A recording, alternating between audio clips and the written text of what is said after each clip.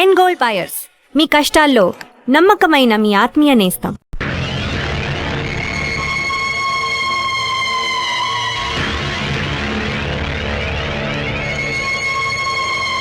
అరే చాలా ఎంతగా ఉంది.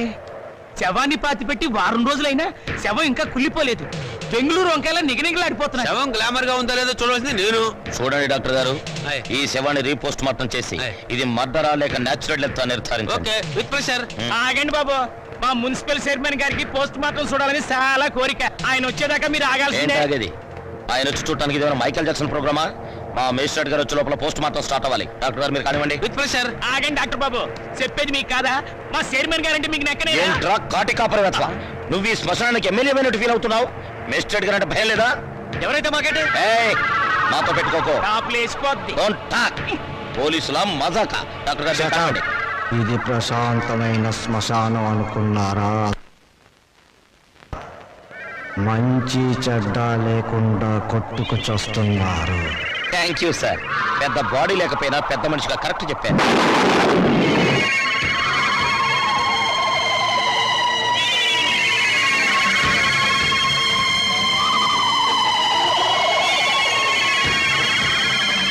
శవం సార్, శవం పారిపోతుందే. కానిస్టేబుల్ వెళ్ళండి, వెళ్ళే శవాన్ని పట్టుకోండి, లేకుండా మన ఉద్యోగాలు పోతే వెళ్ళండి. సీత, సీత వస్తున్నానండి. ఈ నెల 10వ తేదీ ఉదయం 10 గంటలకు ముహూర్తం. పనులన్నీ స్పీడ్ గా జరగాలి. వీడెక్కడా? రాజా, రాజా ఏంటి ఏం చేస్తున్నావురా? చదువుకుంటున్నానండి. గుడ్, చదవాలిరా. నువ్వు బాగా చదవాలి, స్టేట్ ఫస్ట్ రావాలి. ఇదిగో 25,000 కట్టిన డబ్బు జాగ్రత్త చెయ్యి. అంత డబ్బు ఎక్కడదండి? ఒంటికి ఆమదం రాసుకుని గోచి పెట్టుకుని రాత్రి దొంగతనం చేశా. ఆడది వేసే ప్రతి చచ్చు ప్రశ్నకి సమాధానం చెప్పే చవడదొద్దామని అనుకుంటున్నావా? నానా, నాకు ఉద్యోగం వచ్చింది. Very good. చూసావటే నా కొడుక మజాక. కానీ ఏంటో నసుకుతున్నావు? 30,000 డిపాజిట్ కడితే గానీ నాకు ఉద్యోగం ఎవరండి? 30,000? నాన్న, వెద ఉద్యోగం పోతే పోయింది. ఇవాళ కాకపోతే రేపు వస్తుంది. ముందు చెల్లి పెళ్లి ముఖ్యం. పెళ్లి వాళ్ళు కాకపోతే రేపు అవుతుందిరా. ఉద్యోగం రేపు రాదు.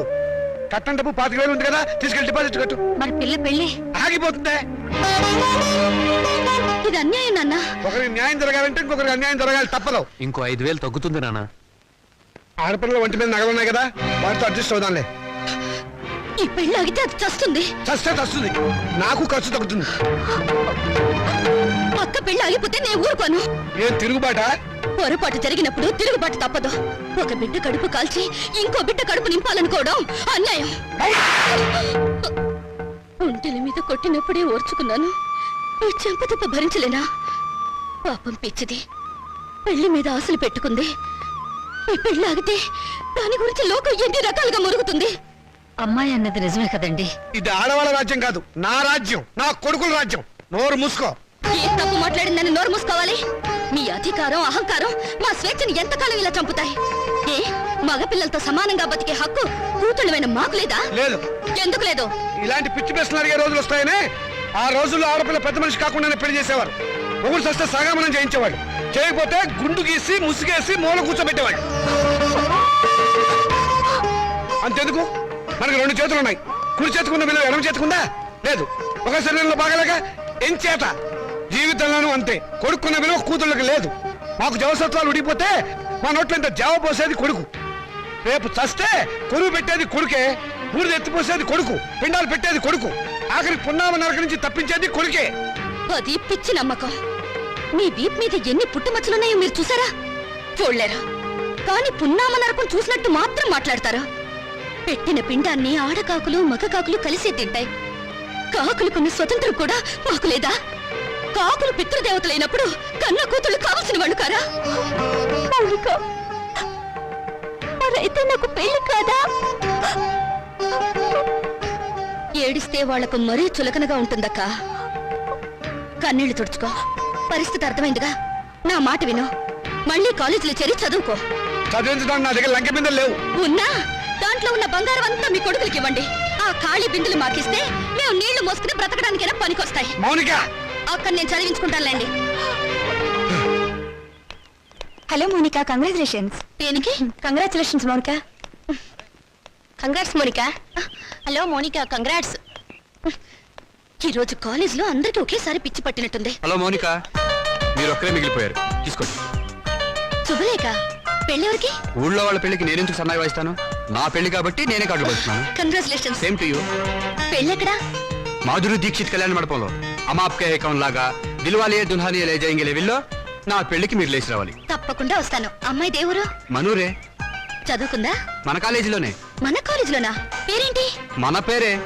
మన పేరేమిటండి? మన పెళ్లి కదండి. మన పెళ్ళ? చూడండి, శ్రీకాంత్, వాట్ ఇస్ దిస్?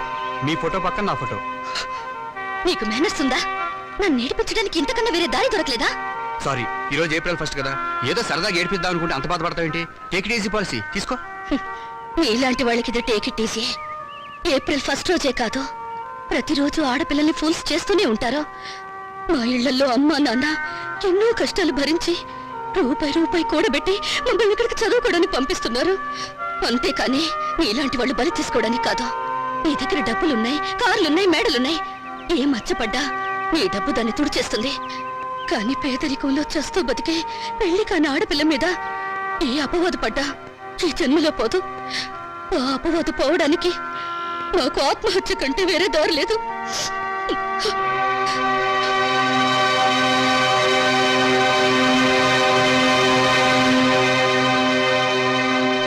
యూపీలో ఘోర రైలు ప్రమాదం, 300 మంది దుర్మరణం. పాపం గవర్నమెంట్ వాళ్ళు ఈ ప్రమాదాలను ఎలా నివారిస్తారో ఏమిటో. నాన్నగారు, ఆ రైలు ప్రమాదాలు రోజు ఉన్నవే గాని ఆ 3వ పేజీలో వివాహ వేదిక ఉంటుంది చూడండి. ఎవరినైనా వరుణ్ణి చూసి నన్ను కట్టపెట్టేస్తే ఒక పని అయిపోతుంది. ఇంత పెళ్లి పిచ్చ పట్టింది ఏమిటో నీకు? రోజు రోజుకి తెగ పెరిగిపోతుంది. పని చూసుకో. నమస్కారం అండి. రా బాబు రా రా రా. మీ కరెంటు బిల్లు కట్టేశానండి. థ్యాంక్ యూ బాబు. మీ ఆరోగ్యం ఎలా ఉంది? ఏం ఆరోగ్యంలే బాబు, ఆయనకు మోకాళ్ళ నొప్పులు, నడవలేకపోతున్నారు. మోకాలు నొప్పులా? మరి చెప్పరే, నా దగ్గర ఒక అద్భుతమైన తైలం ఉంది, ఇది వాడండి. ఏమయ్యా చంద్రం, ఆకలి కాకుండా ఉంటాను, నీ దగ్గర ఏదైనా మందు ఉందా? లేదండి. ఈ దేశం బాగుపడదు. అన్నట్లు నిన్నొక్క స్వామీజీని కలిశాను. ఈ విభూది ఇచ్చారు. ఎందుకయ్యా? పెళ్లి కాని ఆడపిల్లలు రాత్రిపూట నోట్లో వేసుకుని ముఖాన్ని రాసుకుంటే త్వరగా పెళ్ళవుతుందట. హాయ్, రాత్రిపూట ఇది నోట్లో వేసుకుని నుదుటికి పోసుకుంటే త్వరగా పెళ్ళవుతుందా? అంటే పగలు పోసుకుంటే ఇంకా త్వరగా అయిపోతుందన్నమాట. అయినా ఇంత కొంచెం తినడానికి ఏం సరిపోతుంది? వెళ్ళి తొందరగా 2 బస్తాలు తీసుకురా. అమ్మయ్యా, అలాగేనండి. ఈ దెబ్బతో నా వస్తానండి. పెళ్లి ఖాయం. నమస్కారం. మంచిది బాబు. ఈ కుర్రాడు ఎంత బుద్ధిమంతుడోనండి. మన పిల్లల కంటేనా? లోకంలో అందరికంటే మన పిల్లలే బుద్ధిమంతులు, అందగాళ్ళని మీ ఉద్దేశం. ఏమిటే గొడుగుతున్నావు? కాకి పిల్ల కాకి ముద్దని. కూర్చోండి. ఈయన మా నాన్నగారండి. నేను టెంకే గారని పెద్ద కోటీశ్వరుడు. నమస్కారం అండి. నమస్తే నమస్తే. మై గాడ్, మీ ఇంట్లో ఏసీ లేదా? ఉండేదండి, మావిడికి ఉబ్బసం, అందుకని తీయించేశాను. పైన ఫ్యాన్ ఉంది. గోచులు పెట్టుకుని తిరిగే దేశంలోకి సూట్ వేసుకొచ్చానే, తప్పు నాది. Coffee, cool drinks, Horlicks, no thanks, no mention. వారం క్రితం మా అమ్మాయి జయ నేను అమెరికాలో ఉంటేను ఫోన్ చేసింది. ఐసి ఇందులో ఆశ్చర్యపోవడానికి ఏముంది? మా అమ్మాయి నాకు రోజుకు 2 సార్లు ఫోన్ చేస్తుంది. ఆ రోజు ఫోన్ చేసి మీ అబ్బాయిని ప్రేమిస్తున్నానని చెప్పింది.